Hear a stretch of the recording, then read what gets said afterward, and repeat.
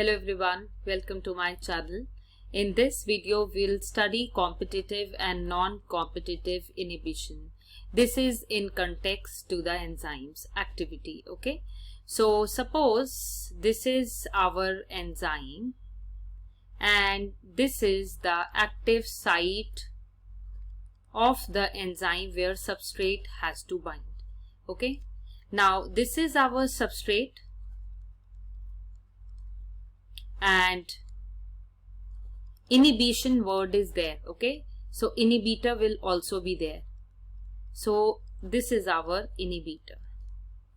Now if you see, then inhibitor and substrate same shape and size. That means they both can compete for the active site.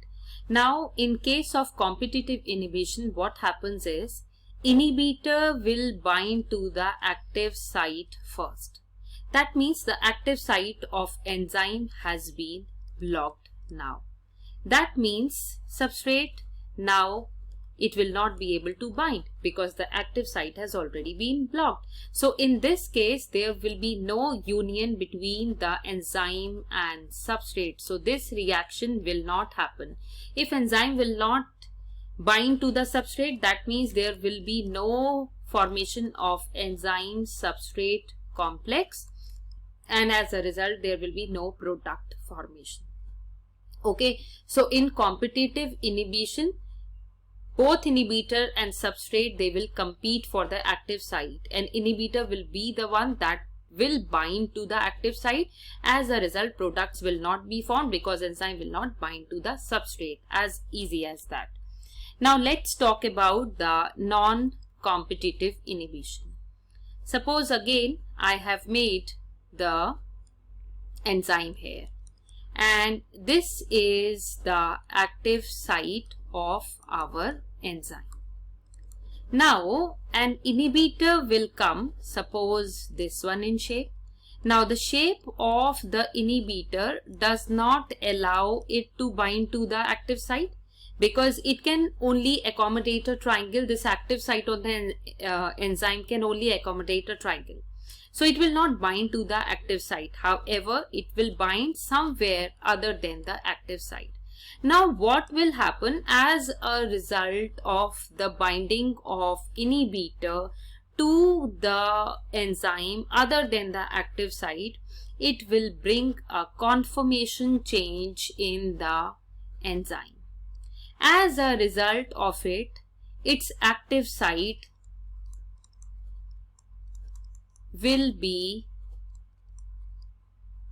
changed in conformation. Means it will be changed in its shape. Okay. So once inhibitor is there, it will bind somewhere else other than the active site. It will bring a change in the enzyme active site. So earlier it had to bind with this substrate, but now its active site has been changed and it cannot allow the binding of this substrate with the enzyme. So in this case also enzyme substrate complex will not be formed, and once enzyme substrate complex is not formed, that means we will not get products in the end.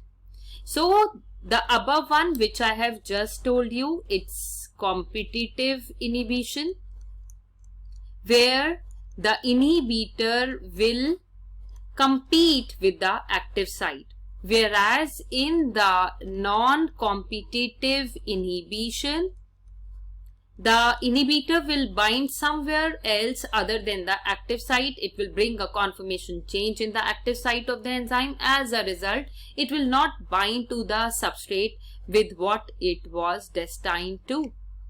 Okay. So this much only in this concept. We have finished with the biomolecules chapter. I hope you have understood. If you still have any query, you can leave a comment in the comment box. It would be my pleasure to help you out. Stay tuned for more videos and do subscribe to my channel Online Biology Tutorials. Wishing you a very happy learning. Thank you.